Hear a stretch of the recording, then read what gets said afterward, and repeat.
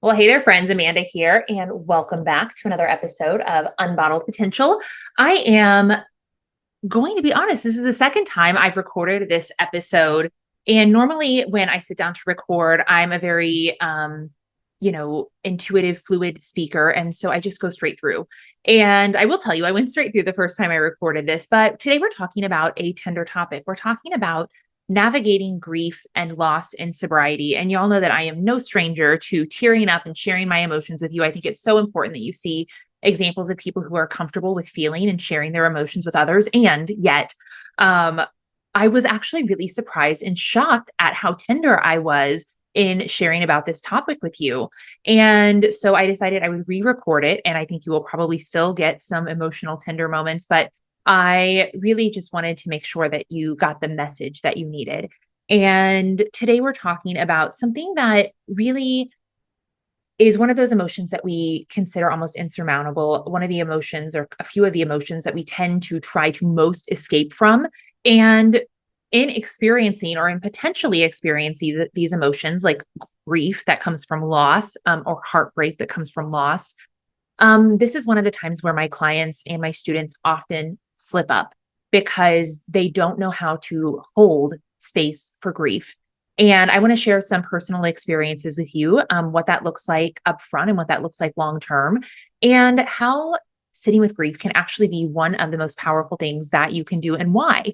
So I hope to, in the process of this episode, kind of shift the way that you feel about loss and grief, and whether you have lost someone or something, a soul, a connection in your life, whether that is, for me, I'm going to share about a pet, but it might be a person, a relative, a parent, a sibling, a child. I hope not, but there are so many places where loss and grief can touch us. It could be a breakup. It could be maybe that you're just experiencing the grief and the weight of the world. I know so many of you are empaths. We just had another terrible, terrible tragedy in our country the week that I'm recording this. And many of my clients will reach out to me and say, Amanda, I just feel the weight of the world. I feel the grief. I feel the sadness. And it is enough to make me want to check out. So this episode is actually pertinent to you no matter if you have recently lost something, because the reality of life is that we will lose people, we will lose pets, we will lose connections, we will lose lovers, we will lose things that are important to us, or we will see and experience and feel the weight of loss and pain and sadness in the world around us. And what I want you to know is that in these times, when you feel the most heavy, the most charged, these are the times where it's most important for you to be awake. And I actually want to share, some personal stories, but then I wasn't planning to do this, but I want to share a letter that I wrote to my email list to help kind of support you through some of these really heavy stages. So I am coming up on a 2-year anniversary of the loss of my precious, precious love, Monroe. He was a little 12-year-old Maltese. Many of you have seen his pictures on my Instagram. He was just my little soulmate animal. And even though he was getting older, his loss was somewhat abrupt because, to be honest, with things like that you love so deeply and so tenderly, you don't want to believe that you could ever lose them. And so even as I watched friends lose pets of a similar age, there was this little bit of denial that, that I would ever have to go through that. And let me tell you what, when I did, it rocked my world. It was the most and is the most tremendous and significant pain I have ever felt. And some of you might be thinking, well, Amanda, if you're not pet people, Amanda, it's a dog. And yeah, to some people, but to me, that was a piece of my soul. And I think that this bond is so special and so amazing because it is probably one of the truly unconditional reciprocal loves you will experience in your life, even with a romantic partner, even with a child. Human relationships are fallible. And there will be times where you are so mad at that individual, or when that individual is so mad at you or disrespectful towards you or whatever, and you will fight and have problems. But even when my dog was a little shit and got into trouble, which was very rarely, I couldn't not forgive him. The any sort of upset was so fleeting because the love was so deep. And, I don't know how much of this story I've shared here on the show, but I don't have a tremendously close relationship with my family. And so I got this dog when I was in my mid to early 20s, and it became a child. It became an attachment figure to me. And so it having this soul that loved me so dearly and relied on me, and that I loved so dearly in exchange, was a really, really special experience. And to lose that was hard, because you wonder, will I ever have a love like this again? And I know that many of you have felt that in romantic relationships. Many of you have felt that with siblings or parents. And, I'm so lucky that this was, probably 5 years into my alcohol-free journey, but it was still hard because I hadn't felt loss and grief and heartbreak quite this extreme up until this point in my life. And so I had to experience this new influx of very, very big emotions, and trust that because I was experiencing them, that was the universe's reminder to me that I was capable of it. I trust that God, spirit, universe, divine, higher power, whatever you want to call it, would not gift you the ability to feel feelings so tremendously if you were not capable, and not only capable, deserving of feeling them. I trust that you would not be gifted the power to feel heartbreak and grief if you were not. And it is my true belief, after experiencing this at such a high level, that it's actually a privilege to experience grief. Because in my learning now, I know that grief, the depths of grief, the pain that comes with grief, the pain that comes with loss, is only a reflection of how deeply we were able to love. And if I was willing, and I was able to accept the gift of such deep, beautiful love, then it's cheating to try and get out of the grief that comes with it, because they are one. They are two different ends of the same gift, the same string of the same cord. And so I sat in it, and it comes in waves. As I said, this is 2 years past, and there's still moments where I feel very, very tender. And I sat in that grief. I wailed, I cried when the tears came. I let them come, even though it's inconvenient. I will tell you, I am someone who, when I cry, my eyes burn. I think that I have like some light allergy to my tears. My eyes burn for the rest of the day, if not longer. So I went days where my eyes were swollen, where everything made me cry. And I don't think I don't think a day or a week went by that entire year. This was in 2021. I don't think an entire week went by where I didn't have a moment where there were tears for this loss. And I let them come, because I knew the loss was only a reflection of how deeply and beautifully I was able to love. And I just want to remind you of that. And that's escaping from that pain, as tremendous as it might be, is almost a disservice to the person who you loved so much. And, there are people who might disagree with this, but I think that grief was beautiful. And I feel that, the loss of a pet is something that is wholesome enough that I'm able to share it. And I think it's not something I hope is very triggering to anyone. I hope that it's something that you can also see the beauty of in the midst of the painful parts of it. And I just want to remind you that in those moments, when you have an emotion that comes up that feels so hard, that feels so big, that you so want to numb out from, that it is your honor to be able to feel that, because it is merely a reflection of how deeply you were able to love. All right. And I encourage you to sit in it, to share it, to ask people to support you through it. It would have been really easy for me to lock myself away. And I chose to reach out to people and say, hey, this is what's up for me right now. I am not doing well.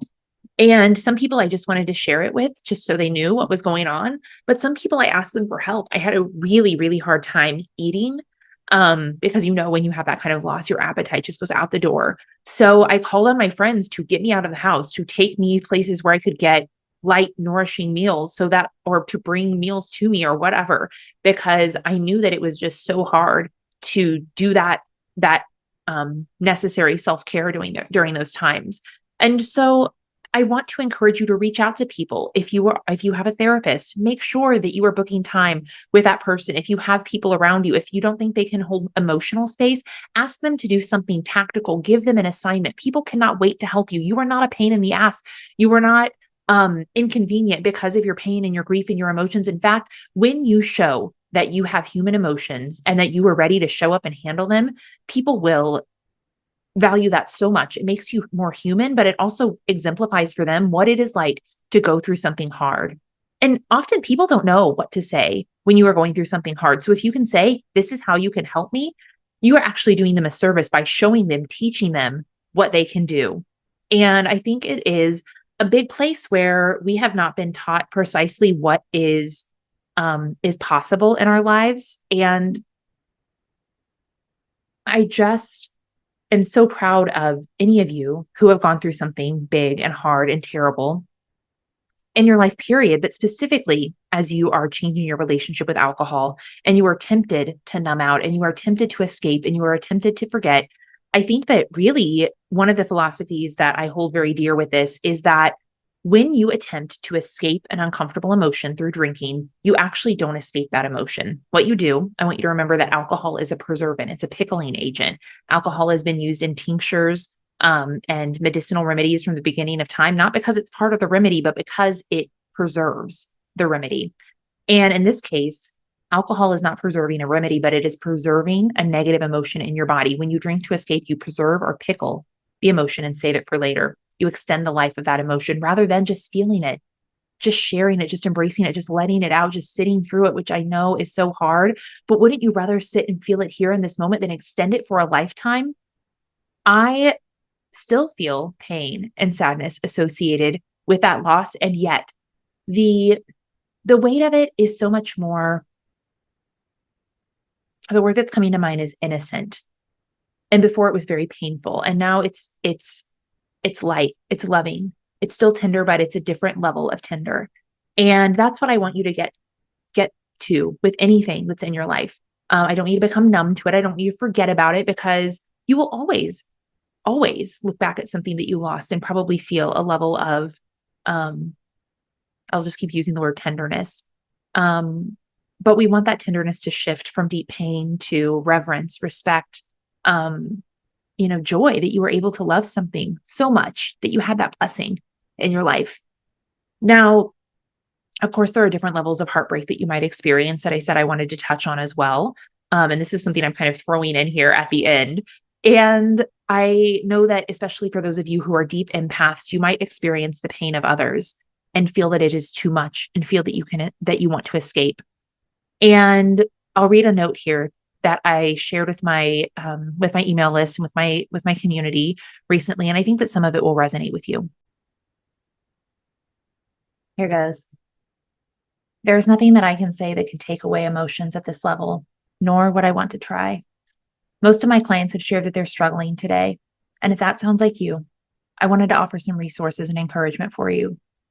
First, if you're feeling overwhelmed and emotionally triggered, I encourage you to follow along with this video, which I will link down in the show notes. I created to teach one of my most powerful tools for self-soothing and emotional regulation. The exercise may seem simple, and that's the whole point. Often, the most simple tools are the most powerful. Second, please know that I'm here to offer my support. If there's something specific that you need, be it encouragement or a tool, please reach out to me. Finally, I know that this message is landing in the inboxes of many deep feelers who tend to take on the weight of the world. I know this message is going to mamas who are heartbroken, enraged, and terrified. I know that this message is going to women who are tired and fed up. It is times like this when the world most needs you awake. Please, if you can, resist the urge to check out and shut down. You are more powerful when fueled by emotion than when you are numb. And you, my friend, we need you at full capacity. This is where your power lies. If you feel you must numb, I understand. It would never shame you for that choice. Yet, I encourage you, if you can, consider other options. I honor you and any emotions that are up for you right now. I honor your bravery to feel them and be with them because I know it's not easy. Keep going. All right. This is a heavy episode. I hope that this is something that you can hold on to, that you can find encouragement from. and know that I'm there with you. I've been in the trenches of deep emotions. I have not lived an easy life. I might talk a lot about how my life feels like it's beyond its wildest dreams and it is rainbows and butterflies, but do know, woof, I have been there. I have been there, and we'll share more about some of those trenches in later episodes. But just wanted to share one that felt really resonant as I'm just, passing another anniversary of this event, and that we just had some tragedies happen in our country. I wanted to offer my encouragement and some resources and some understanding just for you to have a way to reconsider what grief means, and that it's not a punishment, and that it's not a reason to run. It's a reason to double down, because it is in feeling these emotions that you will become so much more confident, so much more capable, so much more powerful, so much more tuned into you and yourself. And I know I know I make it sound maybe easier than it is, but I truly believe in you. And I know that you have it within you. And I know that if you need resources, we can find you resources. I really believe in you. And I hope that you can take this message and use it to stir up some extra belief in yourself. All right, friends, I love you so much. You've got this, and I will talk to you next week.